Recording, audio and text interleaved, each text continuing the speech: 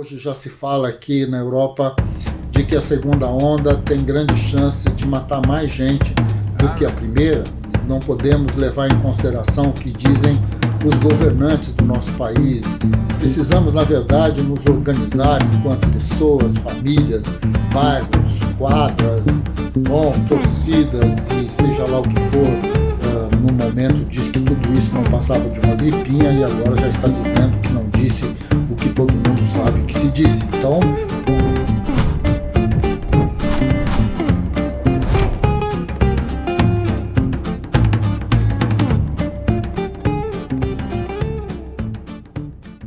salve, minha gente! Estamos aqui de volta para as nossas conversas um pouco mais leves, das sextas-feiras. E hoje vou falar de um tema, a partir de uma obra sempre, que envolve aí a cartografia. Estive pesquisando aqui no computador, coisas que eu já tenho há muito tempo guardadas e tal. Redescobri um texto da Sueli Ronick. Sueli Ronick, pessoa da área da psicologia, que é professora lá da PUC, pelo menos era quando eu trabalhei lá, e que tinha uma aproximação muito grande com este grupo do Gilles Deleuze, do Guattari e tal. Bom, escreveu um texto sobre geografia e cartografia, um texto curtinho que eu vou passar aqui para vocês, e aí vocês vão entender por que a gente vai discutir um mapa do Atlas da Experiência Humana. Acho que uma coisa se associa a outra e que a gente pode fazer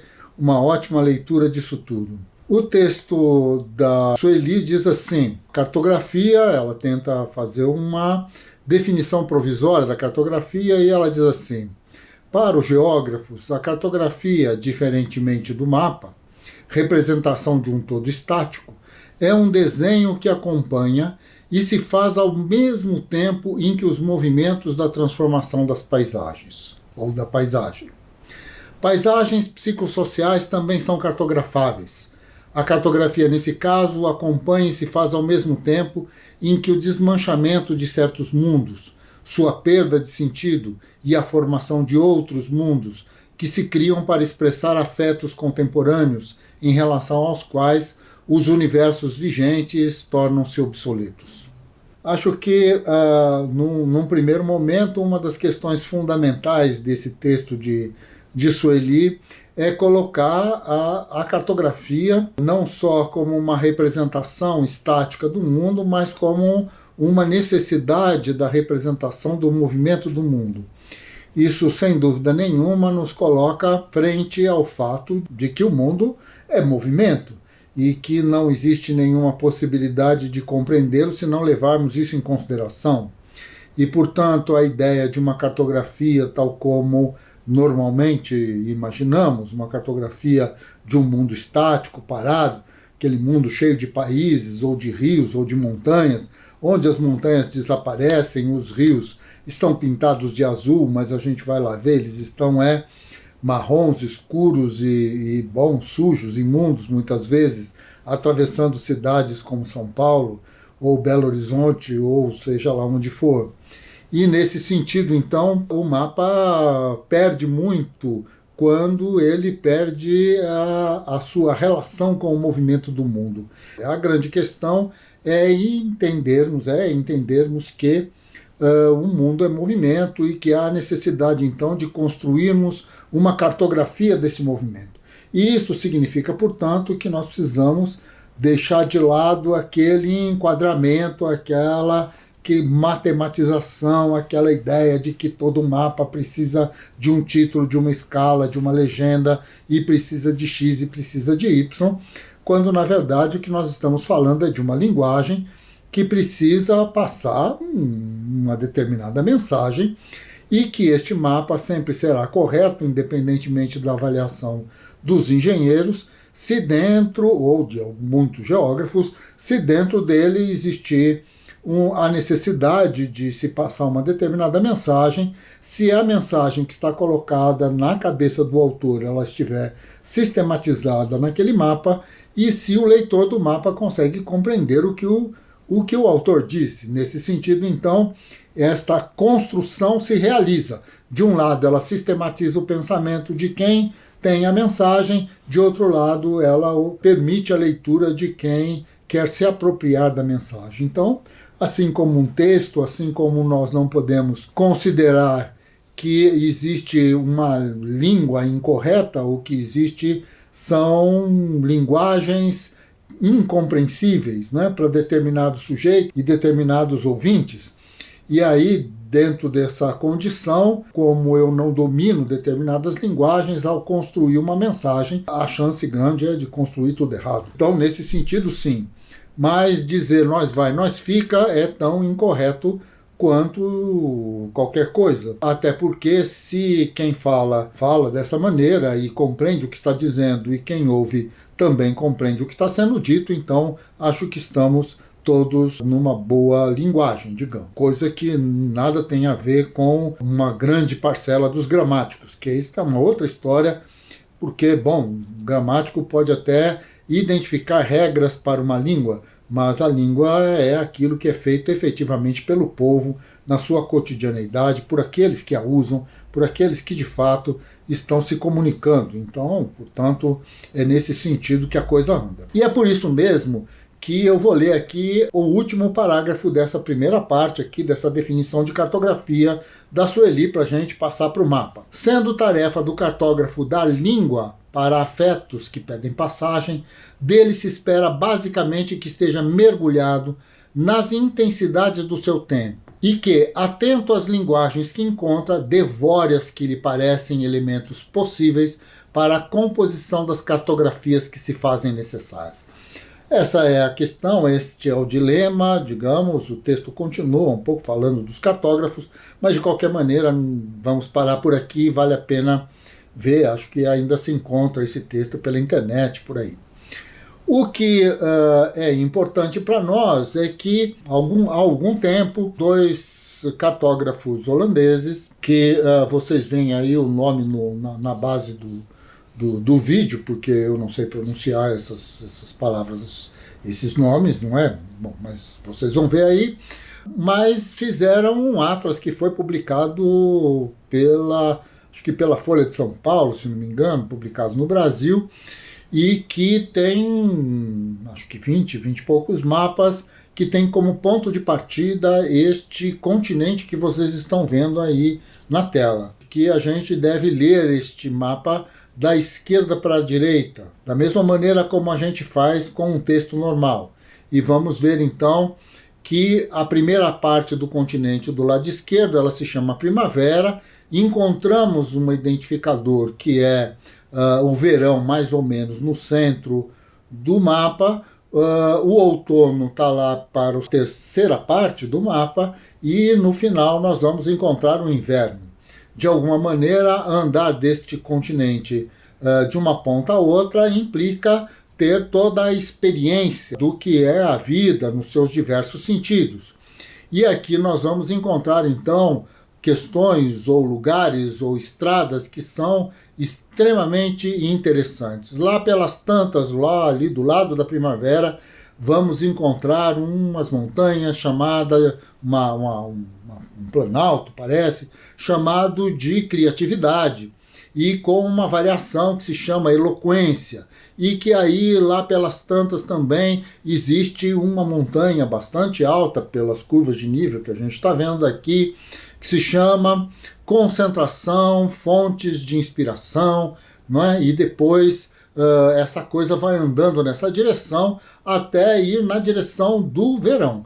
Conforme nós vamos passando da primavera para o verão, então vamos passando pela estrada do desejo, né, desta relação, uma espécie de fronteira, digamos, né, onde o desejo está de um lado, o tocar está do outro lado, e assim nós vamos lá no norte, bem no norte, né, na área dominada aí pela primavera, nós vamos ter a noção, então, de percepção, de uma mentira, não é? De culpa, de jogo sujo. Tem uma entrada, na verdade, uma saída de rio ali que se chama jogo sujo e tal.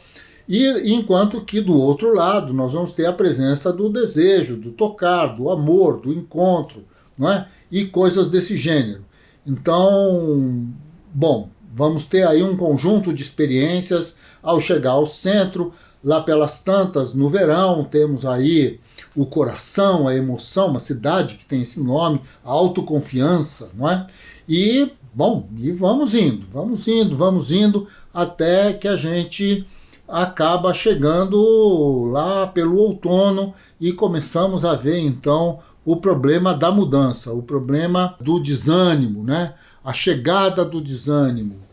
E até chegar o inverno. Então, quando chega o inverno, nós estamos numa pequena cidade, lá já na ponta, não é, do continente, uma espécie de península que se chama Sem Volta. A fantasia, né, toda que se colocou, a necessidade que esses cartógrafos tiveram de começar a pensar as experiências da vida, claro, de uma maneira bastante arquetípica, muito montada em cima de preconceitos, de prejuízos, de pré-noções, não é? E aí, nesse sentido, nós temos, na verdade, alguma coisa que, quando eu vi pela primeira vez, me deu uma vontade imensa de escrever um verdadeiro romance, não? Assim, criar um personagem que nasceria então lá pelos lados da primavera e depois acabaria os seus últimos dias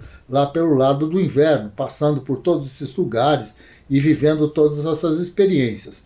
Mas como não sou romancista nem nada e não tenho a menor capacidade de escrever um texto desse, ficou somente na vontade, e aqui estou colocando ele em público. Se alguém tiver aí a mão boa para escrever uma coisa dessa, certamente vai ficar muito bonito, vai ficar muito interessante, né?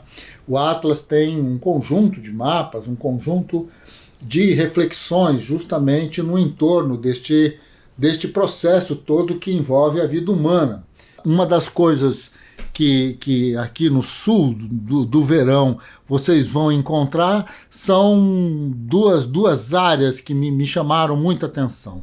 Uma delas é uma baía bastante grande, chamada Baía do Contentamento, e outra um pouco mais a leste, que se chamaria então Florestas de Cores Mutáveis, um lugar chamado Esplendor, e assim por diante. Então, tudo isso são relações ou possibilidades de se explorar uma cartografia que nós vamos encontrar num conjunto bastante importante de livros. Quer dizer, o que nós sabemos é que uma parte grande da fantasia humana, da literatura, ela não se faz sem uma boa cartografia, seja com o mapa da Terra do Nunca, para se contar a história do Peter Pan, seja com o mapa das Terras Médias, para se contar a história do Senhor dos Anéis, seja com o mapa do pirata, que fica só com um pedaço dele e precisa do outro pedaço para encontrar o seu tesouro, ou seja o que seja, o mapa da mina. De alguma maneira,